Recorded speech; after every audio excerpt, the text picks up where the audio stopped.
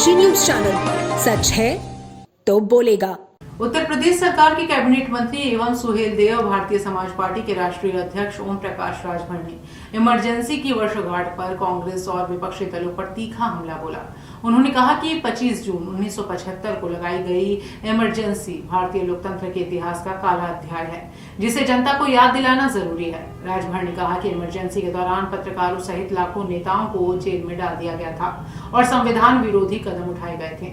उन्होंने 9वीं कक्षा के एनसीईआरटी पाठ्यक्रम में इमरजेंसी को शामिल किए जाने का समर्थन करते हुए कहा कि नई पीढ़ी को देश के इतिहास और लोकतांत्रिक मूल्यों से अवगत कराना आवश्यक है। सोशल मीडिया पर राम मंदिर ट्रस्ट से जुड़े पदाधिकारियों के कथित इस्तीफे की चर्चाओं पर राजभर ने कहा कि मामले की जांच और समीक्षा चल रही है।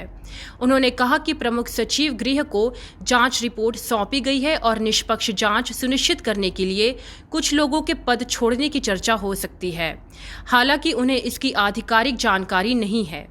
राम मंदिर से जुड़े आरोपों और आर्थिक अनियमितताओं के सवाल पर उन्होंने कहा कि यदि किसी के पास कोई साक्ष्य है तो उसे जांच एजेंसियों को उपलब्ध कराना चाहिए।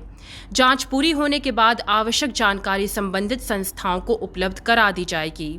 सपा प्रमुख अखिलेश यादव द्वारा आदिवासियों के लिए आवास और आयोग गठन संबंधी बयान पर प्रतिक्रिया देते हुए राजभर ने कहा कि विपक्ष केवल राजनीतिक बयानबाजी कर रहा है। उन्होंने दावा किया कि प्रदेश सरकार विकास और जन कल्याण के कार्यों पर ध्यान दे रही है। आगामी विधानसभा चुनाव को लेकर राजभर ने कहा कि विकास ही सबसे बड़ा मुद्दा होगा। उन्होंने कहा कि प्रदेश में सड़क, रेल और हाईवे कनेक्टिविटी का विस्तार हुआ है। ग्रामीण क्षेत्रों तक विकास योजनाएं पहुंची हैं और लोगों को बुनियादी सुविधाएं उपलब्ध कराई गई हैं। कांग्रेस पर तंज कसते हुए उन्होंने कहा कि चुनाव के समय सक्रिय होने भर से सरकार नहीं बनती। उन्होंने विपक्षी दलों की संगठनात्मक स्थिति पर भी सवाल उठाए और दावा किया कि जनता विकास कार्यों के आधार पर निर्णय करेगी। मध्य प्रदेश के एक आईएएस अधिकारी से जुड़े सवाल पर राजभर ने कहा कि मामले की निष्पक्ष जांच होनी चाहिए और जांच के बाद कई तथ्य सामने आ सकते हैं। उन्होंने आरोप लगाया कि कुछ लोग मूल मुद्दों से ध्यान भटकाने का प्रयास कर रहे हैं।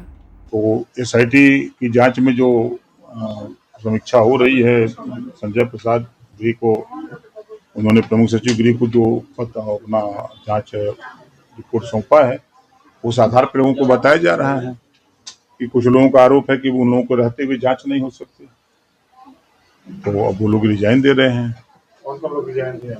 अब पूरी जानकारी हमको नहीं है।